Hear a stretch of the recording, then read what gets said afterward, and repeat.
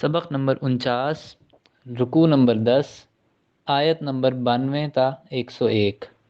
قرآن مجید کی تلاوت حرفی لفظی اور با محاورہ ترجمہ بما تشریح حافظ محمد قاسم خان کی آواز میں۔ بسم اللہ الرحمن الرحیم۔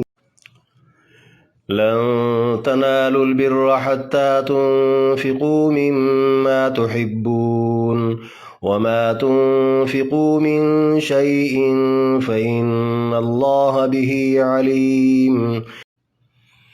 لن ہرگز نہیں، تنالو پہنچ پاؤ گے تم، البر نیکی کو، حتیٰ یہاں تک کہ تنفقو خرچ کرو تم، مما اس میں سے جو، تحبون پسند کرتے ہو تم، وما اور وہ جو، تنفقو خرچ کرو گے تم، من شیئن کچھ بھی، فإن اللہ بہ علیم اللہ اس کو جاننے والا ہے۔ پوری آیت۔ تم کمال نیکی تک نہیں پہنچ پاؤ گے یہاں تک کہ تم اپنی محبوب چیز میں سے خرچ کرو، اور تم جس چیز سے جو بھی خرچ کرو گے تو بے شک اللہ اسے جاننے والا ہے۔ کل الطعام کان حلا لبنی اسرائیل الا ما حرم اسرائیل علی نفسه من قبل ان تنزل التوراة قل فأتوا بالتوراة فاتلوها إن كنتم صادقین۔ کلو ہر چیز، الطعامی کھانے والی، کان حلن تھی حلال، لبنی اسرائیل بنی اسرائیل کے لیے، الا ما مگر وہ جو، حرم حرام کر لی، اسرائیل یعقوب نبی نے، علی نفسہ اپنے آپ پر، من قبلی پہلے سے، ان تنزل التوراۃ یہ کہ اتاری گئی تورات، قل آپ فرما دیں، فأتو تو لاؤ تم، بالتوراۃ تورات کو، فتلوہا تلاوت کرو تم اس کی، ان کنتم اگر ہو تم، صادقین سچے۔ پوری آیت۔ کھانے کی ہر چیز بنی اسرائیل کے لیے حلال تھی مگر وہ چیز جو تورات نازل ہونے سے پہلے یعقوب علیہ السلام نے اپنے اوپر حرام کر لی تھی۔ آپ فرما دیجئے لاؤ تورات اور تلاوت کرو اس کی اگر تم سچے ہو تو۔ فمن افترى على الله الكذب من بعد ذلك فأولئك هم الظالمون۔ فمن وہ جس نے، افطرا گھڑ لیا، علی اللہ اللہ پر، الکذب جھوٹ، من بعد ذالک اس کے بعد، فاولئک تو وہ لوگ، ہم الظالمون وہی ظالم ہیں۔ پوری آیت۔ اس وضاحت کے بعد بھی جس نے اللہ پر جھوٹ گڑھ لیا تو وہی لوگ ظالم ہیں۔ قل صدق اللہ فاتبعوا ملة ابراہیم حنیفا وما كان من المشرکین۔ قل آپ فرما دیجئے، صدق اللہ سچ کہا اللہ نے، فاتبعوا پیروی کرو تم، ملت ابراہیم ملت ابراہیمی کی، حنیفاً جو ایک طرف کے تھے، وما کان اور نہیں تھے وہ، من المشرکین مشرکوں میں سے۔ پوری آیت۔ آپ فرما دیجئے اللہ نے سچ فرما دیا سو تم دین ابراہیمی کے تابع رہو، وہ ایک طرف کے تھے اور وہ مشرک تو بالکل بھی نہ تھے۔ ان اول بیت وضع للناس للذی ببکۃ مبارکا وہدی للعالمین۔ ان اولا بے شک پہلا، بیتی گھر، وضع بنایا گیا، للناسی لوگوں کے لیے، للذی وہ جو، ببکۃ مکہ میں ہے، مبارکن برکتوں والا، وہدن اور ہدایت والا، للعالمین جہانوں کے لیے۔ پوری آیت۔ بلا شبہ پہلا گھر جو لوگوں کی عبادت کے لیے بنایا گیا وہ مکہ میں ہے، برکتوں والا اور جہانوں کے لیے ہدایت والا۔ فیہ آیات بینات مقام ابراہیم ومن دخلہ کان آمنا وَلِلَّهِ عَلَى النَّاسِ حِجُّ الْبَيْتِ مَنِ اسْتَطَاعَ إِلَيْهِ سَبِيلًا وَمَنْ كَفَرَ فَإِنَّ اللَّهَ غَنِيٌّ عَنِ الْعَالَمِينَ۔ فیہی اس میں آیاتن نشانیاں ہیں، بیناتن کھلی، مقام ابراہیم مقام ابراہیم ہے، ومن اور جو کوئی دخلہ داخل ہو گیا اس میں، کان آمنن ہوگا امن والا، وللہ علی الناس اور اللہ کے لیے لوگوں پر فرض ہے، حج البیت حج بیت اللہ کا، من جو کوئی استطاع طاقت رکھتا ہو، الیہ اس کی طرف، سبیلاً سفر کی، ومن اور جس نے کفرا انکار کیا، فإن اللہ بے شک اللہ، غنی بے پرواہ ہے، عن العالمین جہانوں سے۔ پوری آیت بیت اللہ میں کھلی نشانیاں ہیں، مقام ابراہیم ہے، اور جو اس میں داخل ہو گیا امن میں ہوگا، اور سفر کی طاقت رکھنے والے لوگوں پر بیت اللہ کا حج فرض ہے، اور جو انکاری ہو تو اللہ جہانوں سے بے پرواہ ہے۔ قل یا اہل الکتاب لم تکفرون بآیات اللہ واللہ شہید علی ما تعملون۔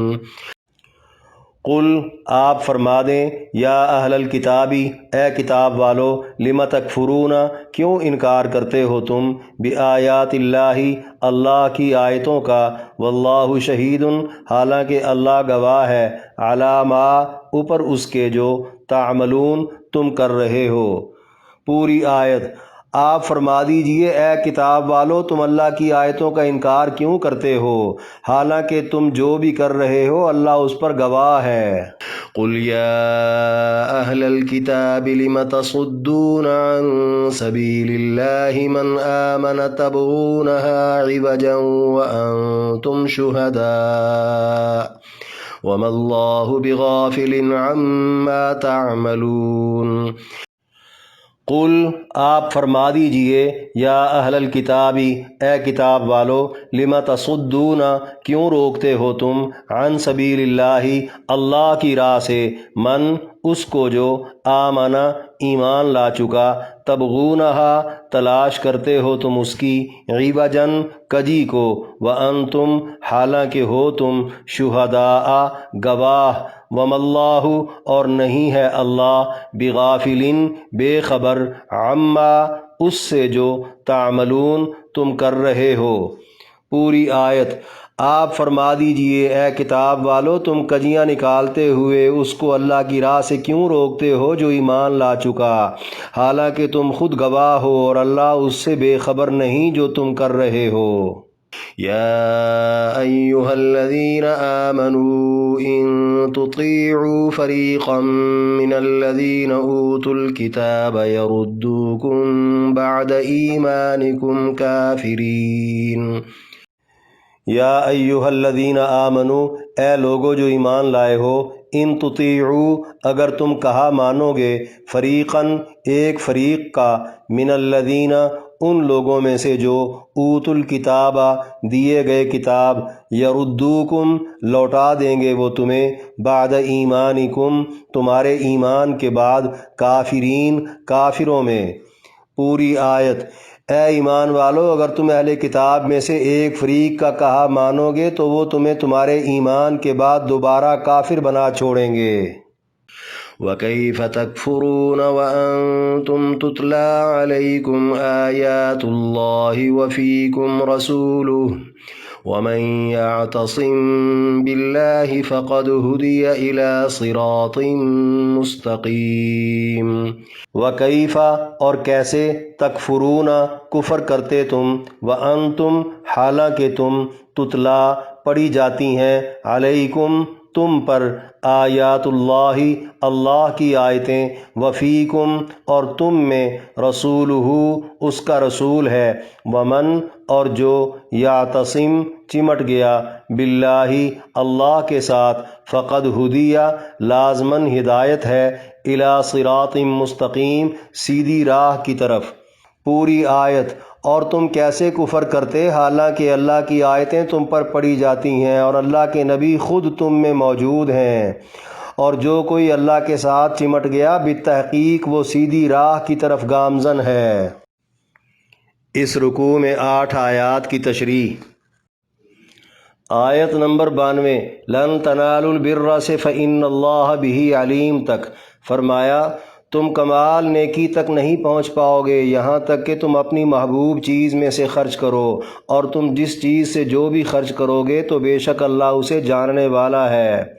یعنی وہ چیز فی سبیل اللہ دی جائے جس سے بے پناہ محبت ہو، یہ کمال درجے کی افضل نیکی ہے۔ ویسے جو چیز جتنی بھی خرچ کی جائے ثواب بہرحال ملے گا۔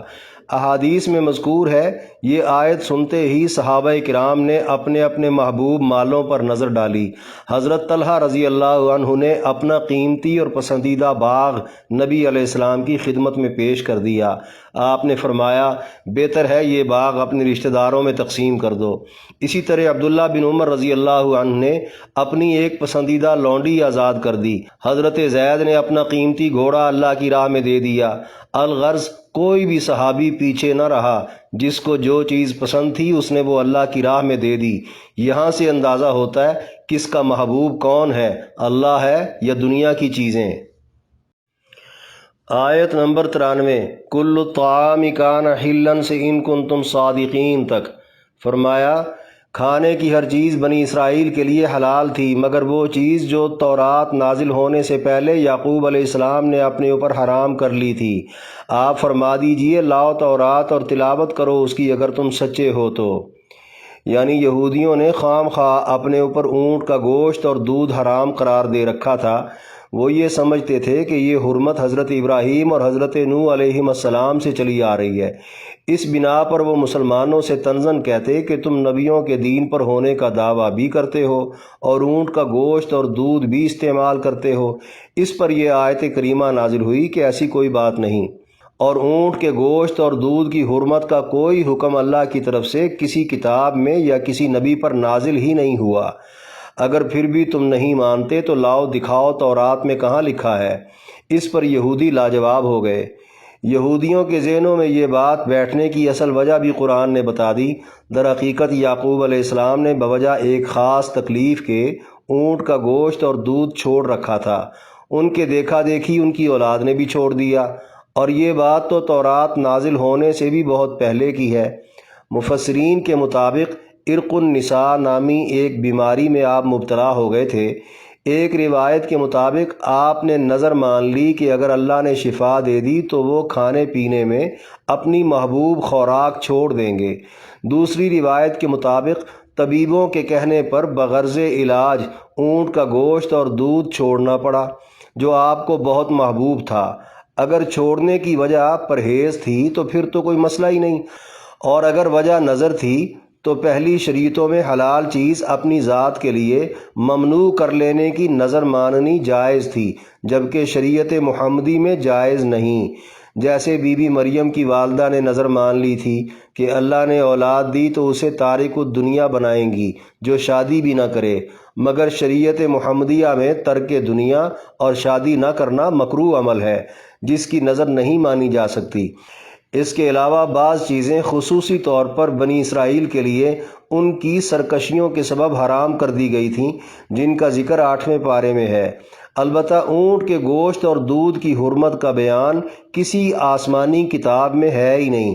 یہاں یہ بات واضح کرنا مقصود تھی، ایک تو یہود کی طرح بے دلیل بات نہیں کرنی چاہیے، اور دوسرا بلا تحقیق و علم کسی پر بے جا اعتراض اور مباحثہ بھی نہیں کرنا چاہیے۔ آیت نمبر 94 فمن افترا علی اللہ الکذب من بعد ذلک فاولئک هم الظالمون فرمایا اس وضاحت کے بعد بھی جس نے اللہ پر جھوٹ گھڑ لیا تو وہی لوگ ظالم ہیں۔ یعنی یہ بہت بڑا ظلم ہے کہ خود پر کوئی چیز لازم ٹھہرا لی جائے جو اللہ نے لازم نہ کی ہو۔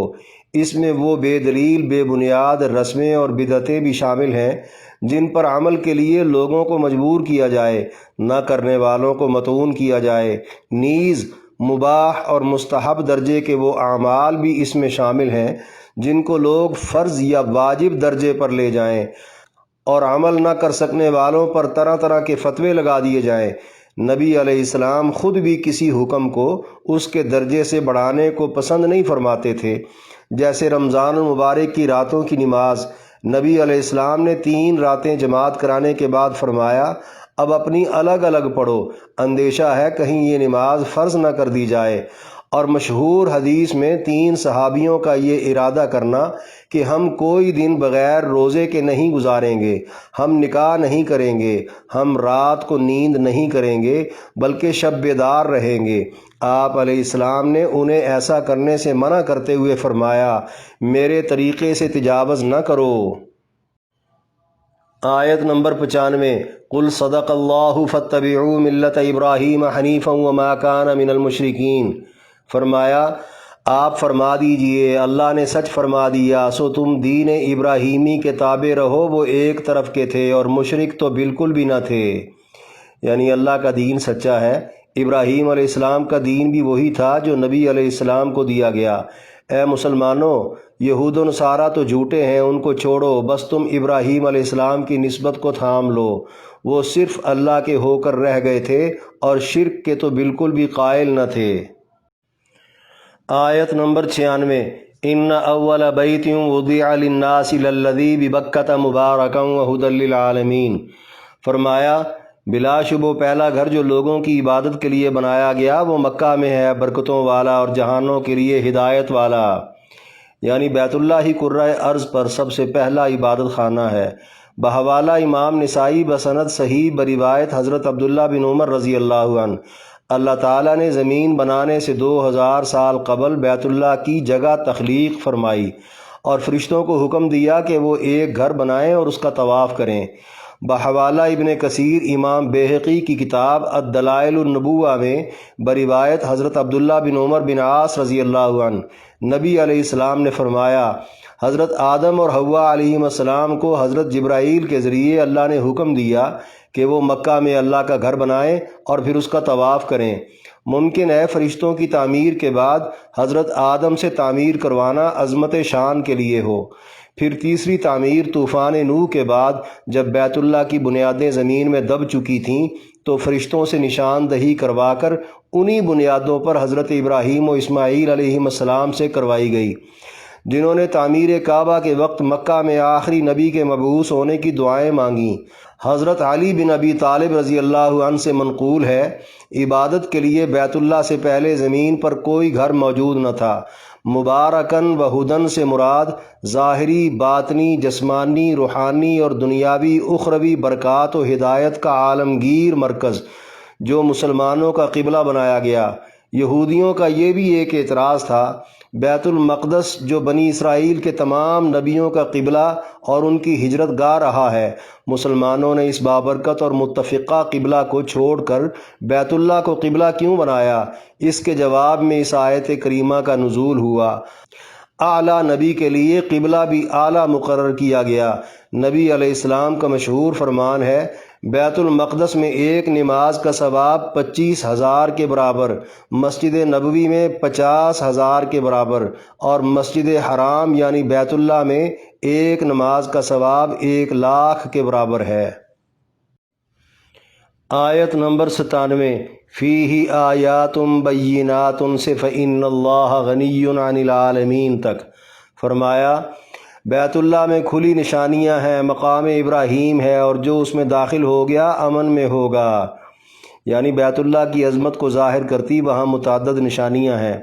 نشانی قدرت کے اس کرشمے کو کہا جاتا ہے جو مخلوق کو حیران کر دے، جیسے آب زمزم کا چشمہ جاری ہو جانا، جنت سے آئے حجر اسود کا بحکم خدا گناہ گاروں کے گناہوں کا تریاق بن جانا، کئی مقامات کا قبولیت دعا کے لیے سبب ہو جانا، صفا اور مروہ دونوں پہاڑوں کا بابرکت شمار ہو جانا، مقام ابراہیم وہ پتھر جس پر کھڑے ہو کر ابراہیم علیہ السلام کا بیت اللہ کی دیواریں اٹھانا اور پتھر کا بحکم خدا تعمیر کے ساتھ ساتھ چلنا، اوپر نیچے ہوتے رہنا اور ابراہیم علیہ السلام کے نقش پا کا پتھر پر ثبت ہو جانا، معراج مصطفیٰ علیہ السلام کے لیے اسی مقام سے آغاز ہونا، ہر انسان کا بلکہ ہر دشمندار کا اور جانوروں، پرندوں، کیڑوں مکوڑوں تک کا حرم کعبہ میں داخل ہوتے ہی مامون و محفوظ ہو جانا، یمن کے بادشاہ ابرہہ کا کعبہ پر حملہ کی نیت سے آتے ہی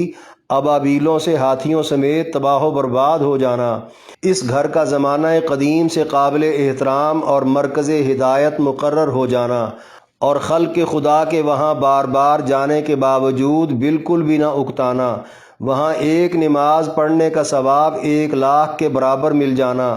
علاوہ ازیں مفسرین نے مناسک حج سمیت مزید کئی نشانیاں ذکر کی ہیں جن کا احاطہ ممکن ہی نہیں، جس سے ثابت ہوتا ہے اس قبلے جیسا دنیا میں کوئی اور قبلہ ہے ہی نہیں۔ بحوالہ صحیح بخاری ارشاد نبوی ہے، اللہ نے آسمان و زمین بناتے وقت شہر مکہ کو تا قیامت حرام قرار دے دیا۔ یہاں مجھ سے قبل کسی کے لیے بھی جنگ حلال نہ تھی، میرے لیے فتح مکہ کے وقت دن کا کچھ حصہ حلال رکھ کر پھر حرام کر دی گئی۔ اس کا پتہ نہ توڑا جائے، کانٹا بھی نہ کاٹا جائے، شکار نہ بھگایا جائے، گھاس تک نہ اکھاڑی جائے، گری پڑی چیز نہ اٹھائی جائے، الا یہ کہ اس کے مالک تک پہنچانے کی غرض ہو۔ آخر میں فرمایا، اور سفر کی طاقت رکھنے والے لوگوں پر بیت اللہ کا حج فرض ہے، اور جو انکاری ہو تو اللہ جہانوں سے بے پرواہ ہے۔ یعنی ہر مسلمان پر زندگی میں ایک بار بیت اللہ کا حج کرنا فرض ہے، اور یہ اللہ کا بندوں پر حق ہے، بشرطے کہ جسمانی صحت اور مالی طاقت ہو، اور پیچھے گھر کا خرچہ بھی ہو، اکیلی عورت کے لیے محرم کا انتظام بھی ہو۔ سہولتوں کے باوجود حج کے لیے نہ جانے والے کو اللہ نے کفر جیسے گناہ کا مرتکب قرار دیا۔ بحوالہ تفسیر بغوی بروایت ابو امامہ رضی اللہ عنہ، نبی علیہ السلام نے فرمایا، طاقت اور سہولت کے باوجود جو حج کے لیے نہ جائے وہ یہودی ہو کر مرے یا عیسائی ہو کر، اللہ کو ذرا پرواہ نہیں۔ آیت نمبر 98، قُلْ يَا أَهْلَ الْكِتَابِ لِمَ تَكْفُرُونَ بِآيَاتِ اللَّهِ وَاللَّهُ شَهِيدٌ عَلَى مَا تَعْمَلُونَ۔ فرمایا، آپ فرما دیجئے اے کتاب والو، تم اللہ کی آیتوں کا انکار کیوں کرتے ہو، حالانکہ تم جو بھی کر رہے ہو اللہ اس پر گواہ ہے۔ یعنی یہود و نصارہ یہ نہ سمجھیں آیات الہیہ کے انکار کا معاملہ دنیا تک ہے، دنیا میں ہی ختم ہو جائے گا۔ اہل کتاب ہونے کے سبب انہیں اس بات کا خوب ادراک ہونا چاہیے کہ اللہ انکار کا گواہ ہے، اس انکار پر آخرت میں پکڑ لے گا۔ تو کیا اللہ ہماری حرکتوں کا گواہ نہیں؟ یہ بات ہم مسلمانوں کو بھی سوچنی چاہیے۔ آیت نمبر 99، قُلْ يَا أَهْلَ الْكِتَابِ سے وَمَا اللَّهُ بِغَافِلٍ عَمَّا تَعْمَلُونَ تک فرمایا، آپ فرما دیجئے اے کتاب والو، تم کجیاں نکالتے ہوئے اس کو اللہ کی راہ سے کیوں روکتے ہو جو ایمان لا چکا، حالانکہ تم خود گواہ ہو اور اللہ اس سے بے خبر نہیں جو تم کر رہے ہو۔ یعنی یہود و نصارہ کو اہل کتاب ہونے کے ناطے اچھی طرح حق و باطل کا ادراک ہو چکا ہے، لہٰذا وہ ایمان والوں کے ذہنوں میں ٹیڑھی میڑھی الٹی سیدھی باتیں ڈال کر انہیں اللہ کی راہ سے بھٹکانے کی کوشش نہ کریں، ورنہ یہ بات یاد رکھیں اللہ کو ان کی تمام حرکتیں معلوم ہیں۔ آیت نمبر 100، یا ایہا الذین آمنوا سے یردوکم بعد ایمانکم کافرین تک فرمایا، اے ایمان والو، اگر تم اہل کتاب میں سے ایک فریق کا کہا مانو گے تو وہ تمہیں تمہارے ایمان کے بعد دوبارہ کافر بنا چھوڑیں گے۔ یعنی پچھلی 2 آیتوں میں اہل کتاب کی سخت سرزنش کی گئی کہ تم غلط حرکتیں کرنے سے باز آ جاؤ۔ اب ایمان والوں کو خبردار کیا جا رہا ہے کہ اہل کتاب اور ان کی مکروہ چالوں سے بچ کر رہنا، جن کا مقصد اور مشن مسلمانوں کو اسلام سے منحرف کرنا ہے۔ یہاں یہ بات واضح ہو گئی، مسلمانوں کو اپنے ایمان و عقیدے کی حفاظت خود کرنا ہوگی۔ فریقین کو اللہ نے جو کہنا تھا کہہ دیا، باقی کسی کافر کو جبراً سازشوں سے روکنا اور کسی مومن کے ایمان پر پہرا دینا اللہ کے کام نہیں۔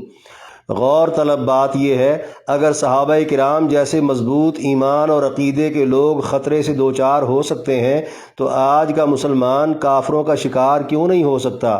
یہی وجہ ہے فی زمانہ مسلمان اپنی اصل حالت پر نہیں رہے۔ آیت نمبر 101، وَكَيْفَ تَكْفُرُونَ سے فَقَدْ هُدِيَ إِلَىٰ صِرَاطٍ مُسْتَقِيمٍ تک فرمایا، اور تم کیسے کفر کرتے حالانکہ اللہ کی آیتیں تم پر پڑھی جاتی ہیں اور اللہ کے نبی خود تم میں موجود ہیں، اور جو کوئی اللہ کے ساتھ چمٹ گیا بالتحقیق وہ سیدھی راہ کی طرف گامزن ہے۔ یعنی کفار کی ہزار تدبیروں، چال بازیوں اور الٹی سیدھی باتوں کے باوجود اگر اصحاب رسول کے ایمان و عقیدے میں کوئی خلل واقع نہیں ہوا تو اس کی دو وجوہات ہیں۔ پہلی یہ کہ اللہ کی آیتوں سے استفادہ عام تھا، ہر شخص قرآن کو سمجھ کر پڑھتا اور سنتا تھا۔ دوسری یہ کہ حضور علیہ السلام بذات خود اپنے اصحاب کے ساتھ گھل مل کر رہتے تھے۔ آپ اپنے صحابیوں کے انفرادی اجتماعی معاملات پر نظر رکھے ہوئے تھے اور تمام صحابی ہر طرح کے اشکال پر آپ علیہ السلام کی طرف فوراً رجوع کر لیتے اور آپ کی بات کو حرف آخر سمجھتے اور مان جاتے تھے۔ در حقیقت اس کے پیچھے اصحاب رسول کا اللہ تعالیٰ سے گہرے تعلق والا جذبہ تھا۔ جبھی اللہ نے فرما دیا جو کوئی چمٹ کے رہے گا وہی سیدھی راہ پر گامزن ہے۔ احادیث کی مستند کتابوں میں بہت سارے راویوں سے روایت ہے، مدینہ کے دو مشہور جنگجو قبیلے اوس اور خزرج جو آپس میں 120 سال سے ہمیشہ لڑتے آ رہے تھے اور اپنے اپنے مقتولین کا بدلہ موقع بموقع لیتے ہی رہتے تھے، دونوں مسلمان ہو کر باہم شیر و شکر ہو گئے۔ یہودیوں کے لیے یہ بات بڑی حیران کن بھی تھی اور پریشان کن بھی۔ ایک دن کسی مجلس میں دونوں قبائل کے سرکردہ لوگ موجود تھے کہ ایک بوڑھے مکار یہودی شاس ابن قیس کو شرارت سوجی۔ اس نے ایک بندہ تیار کر کے بھیجا کہ جاؤ جا کر ان کے درمیان بیٹھ جاؤ اور مقام بیعت کی پرانی لڑائی کا قصہ چھیڑ دو اور اس پر اشعار پڑھنا شروع کر دو۔ ایسا کرنا ہی تھا کہ دونوں طرف کے لوگ آگ بگولا ہو کر ایک دوسرے کو گھورنا اور دھمکیاں لگانا شروع ہو گئے۔ دیکھتے ہی دیکھتے دونوں ہتھیار لے کر لڑنے کے لیے باہر میدان میں جا پہنچے۔ قریب تھا کہ خون ریز لڑائی کی آگ بھڑک اٹھتی۔ کسی نے جا کر مسجد نبوی میں تشریف فرما نبی علیہ السلام کو اطلاع دے دی۔ آپ فوراً چند صحابہ کے ہمراہ موقع پر پہنچ گئے اور دونوں کو مخاطب کر کے فرمایا، اے مسلمانوں، اللہ اللہ، کیا تم جاہلیت کے دعوے دار بن گئے ہو جبکہ اللہ کا رسول تمہارے درمیان موجود ہے؟ اللہ نے تمہیں اسلام کی طرف ہدایت دی اور اس کے ساتھ تمہیں عزت دی اور اس کے ذریعہ تم سے جہالت کو کاٹ دیا اور کفر سے نکال لیا ہے اور تمہارے درمیان محبت ڈال دی ہے، تو کیا تم پھر واپس کفر کی طرف پلٹ جاؤ گے اور تم شیطان کی چال کو نہیں سمجھو گے جس نے تمہیں لڑائی پر اکسایا؟ رسول اللہ صلی اللہ علیہ وآلہ وسلم کی باتیں سن کر سب آوازوں سے رونے لگے اور سب نے ہتھیار پھینک کر ایک دوسرے کو گلے لگا لیا۔ حدیث کی معتبر کتابوں میں متعدد راویوں سے بسند صحیح روایت ہے، نبی علیہ السلام نے فرمایا، میں تم میں دو چیزیں چھوڑے جا رہا ہوں، جب تک تم انہیں مضبوط پکڑے رکھو گے کبھی گمراہ نہیں ہو سکتے، اللہ کا قرآن اور میرا طریقہ۔ اس حدیث سے واضح ہو رہا ہے حضور علیہ السلام جب تک دنیا میں موجود رہے ایمان والوں کی خود اصلاح فرماتے رہے اور دنیا سے پردہ فرماتے ہوئے آپ نے اہل ایمان کو قرآن و سنت سے وابستہ رہ کر زندگی گزارنے کا حکم دے دیا۔